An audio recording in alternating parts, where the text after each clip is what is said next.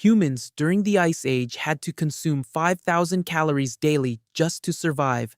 That's equivalent to eating 20 McDonald's hamburgers every single day. I'm Dave, and I'm about to find out exactly how they did it by living like an Ice Age human for 1 week using only Stone Age technology. 20,000 years ago, during the last glacial maximum, temperatures in France's Dordogne Valley regularly hit -40 degrees Fahrenheit. Cro-Magnon humans faced extinction-level survival challenges. They were forced into desperate measures: cannibalism, sheltering inside mammoth carcasses, anything to survive another day. For the next week, I'm going to use only the tools and techniques they had available. No matches, no modern clothing, no processed food. First challenge: I need shelter and fire. Without both, I'll be dead within hours. Archaeological evidence shows Ice Age humans built shelters from mammoth bones across Eastern Europe. These structures could house entire families through brutal winters. These bones weigh more than I do. How did they even move these things? I'm starting with a more modest approach. Even a basic windbreak could mean the difference between life and death. Okay, shelter building is harder than it looks, but I absolutely need fire, or this experiment ends tonight. Fire maintenance was literally life or death for Ice Age humans. They used friction methods, bow drills, hand drills, fire plows, to create the sparks that meant survival. The key is steady pressure and the right speed. You need to maintain this motion until you get an ember hot enough to catch tinder. My hands are getting too cold to maintain the precise technique this requires. This is exactly the death spiral Ice Age humans had to avoid. After 2 hours, no fire. Hypothermia is genuinely setting in. My core temperature is dropping and my fine motor control is disappearing. Night 1. No fire. This is where Ice Age humans separated survival from death, their ability to maintain warmth through the darkest, coldest hours. I made it through night 1, barely. But I need calories, lots of them. Ice Age humans required 5,000 calories daily just to maintain their body heat and energy.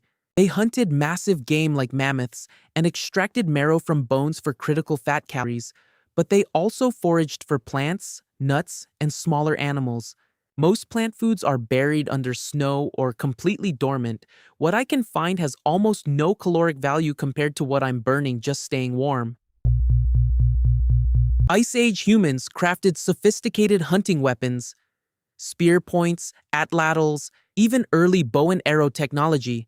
These tools were the difference between feast and famine. My spear-making skills are about 10,000 years behind where they need to be. These tools require generational knowledge passed down through families. Even if I could catch something, the caloric math is brutal. A rabbit might give me 500 calories, but I'm burning 5,000 just trying to stay alive. Bone marrow was liquid gold to Ice Age humans. Pure fat and protein that could provide massive caloric density when other food sources failed. This requires precise strikes at specific angles. One wrong hit and you could shatter the bone, losing all that precious marrow. After an hour of trying, I've managed to create bone fragments but accessed zero marrow. I'm burning calories faster than I can possibly replace them. Day 3. I've probably consumed 1,500 calories total while burning over 15,000. The math of Ice Age survival is becoming terrifyingly clear. At sites like Gough's Cave in England, archaeologists found clear evidence of cannibalism during the coldest Ice Age periods. Cut marks on human bones, skulls used as drinking cups. When you're facing starvation and your family is dying, the unthinkable becomes survival. These weren't monsters. They were humans pushed to absolute desperation by conditions we can barely imagine. But the most extreme survival tactic might have been sheltering inside fresh mammoth carcasses. Body heat from a massive animal could mean the difference between freezing to death and living another day. I've arranged for an ethically sourced large animal carcass to experience what this would have been like. This is about to get very real. The smell is indescribable, but I can immediately feel the warmth radiating from inside.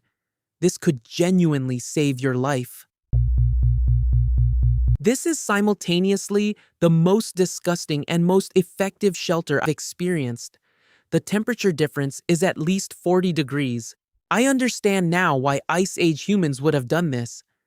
When the alternative is death, your survival instincts override everything else. That was the most effective shelter I've had all week. It's also something I never want to do again. But surviving meant more than just shelter.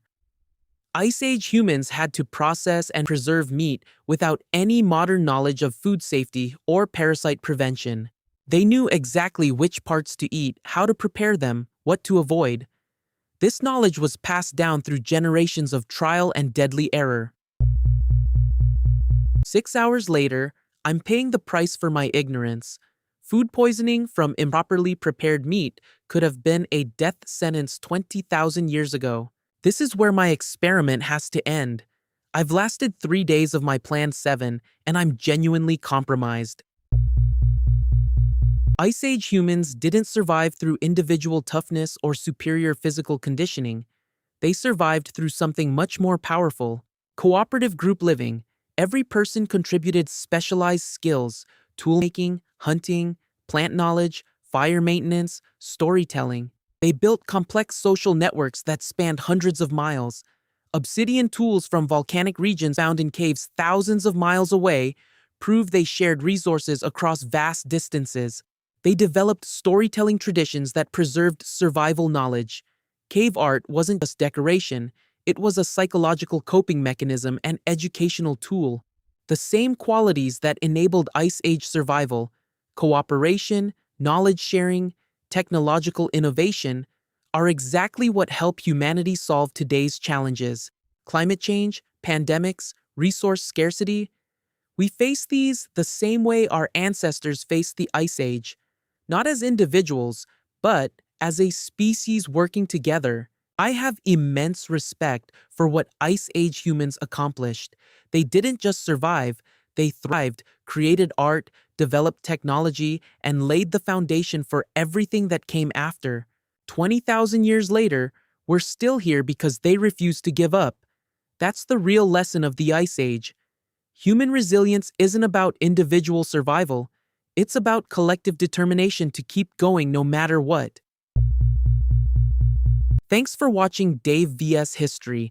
If you enjoyed watching me nearly freeze to death for science, subscribe and let me know what historical challenge I should attempt to survive next.